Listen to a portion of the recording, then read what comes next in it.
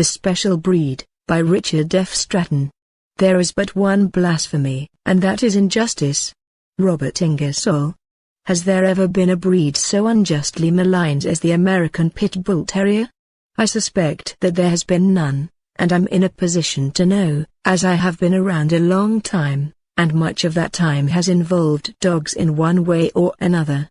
There were, at different times, a few spurts of public hysteria about German Shepherds, Rottweilers, and even Doberman Pinschers, but there has been nothing that has even approached the pit bull hysteria. The irony is that the perception is so downright wrong. It is not just that they are wrong about the breed in terms of disposition, but also about the worth of the breed. The usual comment is, who would want a dog like that? That's an interesting question, and I would like to take a stab at answering it. First, what are the characteristics of the breed that might cause a person to take an interest in it?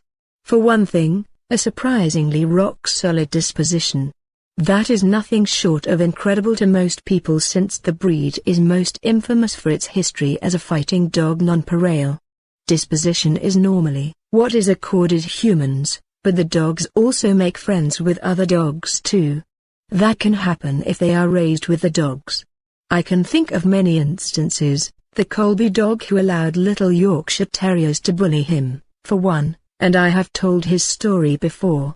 Only recently, I watched a house bulldog who shares the premises with a multitude of Jack Russell Terriers.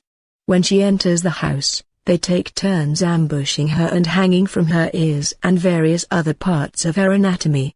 Or they attack her all at once. It is all good clean fun, of course, but I don't think that there is another breed that would be so tolerant. Second, all of us have a fascination with whoever is the best at something, whatever it is. Thus, countless biographies have been written on Beethoven because most musicologists consider him the best composer of all time.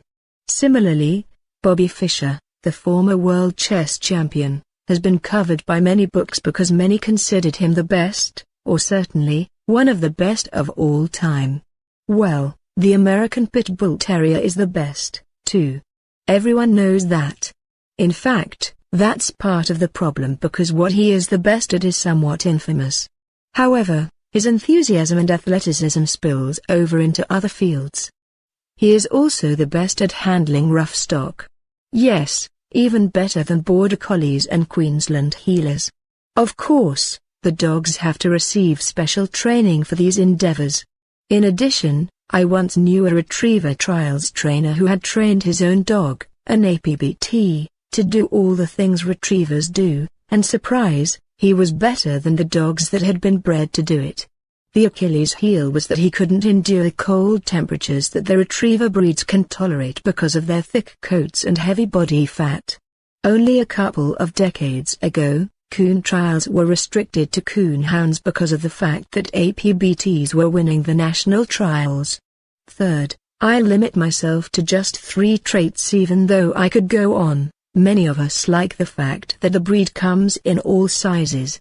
And it is possible to have a small dog that is all dog, ready for anything, whether it is hiking or mountain climbing. I'm not normally impressed with celebrity ownership for the simple reason, I suppose, that I am not impressed by most celebrities. However, I am going to list a few people who are well known to the general public who found the American Pit Bull Terrier quite a special breed. This exercise is simply to illustrate that those who get exposed to the breed find out that it is truly remarkable in many ways. Although I am very interested in history, I'm not a very political person. That's because my very interest in history has made me very much aware of the chicanery that has been done on all sides. So no one's skirts are clean. Nevertheless, one of my favorite presidents is Teddy Roosevelt. There are several reasons for this. First, he was a strong president in regard to foreign policy. Second, he established many of the national parks, recognizing the need to preserve tracts of wilderness areas, anticipating the great abundance of human population that would come. Third, and perhaps most important, he did trust busting. He broke up the monopolies of the robber barons and protected the labor unions from armed attack by agents of the corporations. Roosevelt was a rich man and a Republican, so for his actions, he was called a traitor to his class. He not only laughed at their fury, he welcomed it. Guess what dog this very perceptive man kept?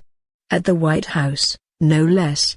James Thurber, a famous writer in the middle of the last century, was also a devotee of the breed, and he wrote Snapshot of Rex, a great essay on a particular individual of the American Pitbull Terrier.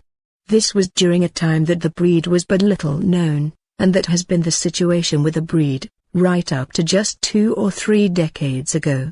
In any case, Thurber made the case for the breed, without even trying, just by telling about Rex. Many athletes have prized our breed.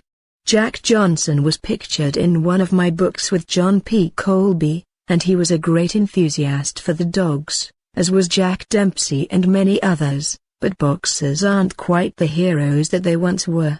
Speaking of being the best, one of the best running backs in football, often called the best by other players and sports writers, is LaDainian Tomlinson of the San Diego Chargers. Not only is he possibly the best, he is highly respected because of the fact that he is willing to be a good role model for youngsters, and he is just plain likable. His favorite breed? You guessed it. He has named his pet Sweetness, a strange name for a bulldog perhaps, but it was in honor of his boyhood hero, Walter Payton.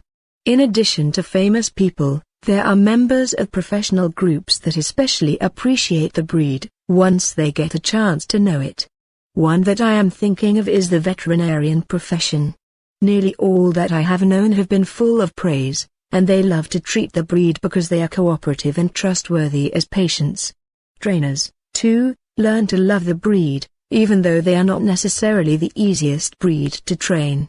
That's not from lack of intelligence. Quite the contrary, individuals of the breed can be soft to correction. That's because they like to please people and don't like to be in trouble. And, of course, there is a certain stubbornness that is typical of the breed. Even so, trainers seem, in particular, to appreciate this breed, possibly because they know all the others so well.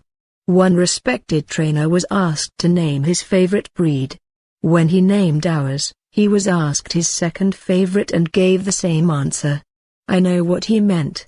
I like other breeds, too, but you have to go down the list of ways to get to the quality of these dogs. There are drawbacks to the breed, and I'm not blind to them. I even intend to write about them in a future article, but the point is that the quality of the breed is so great that the disadvantages are easily outweighed by those of us who know the breed.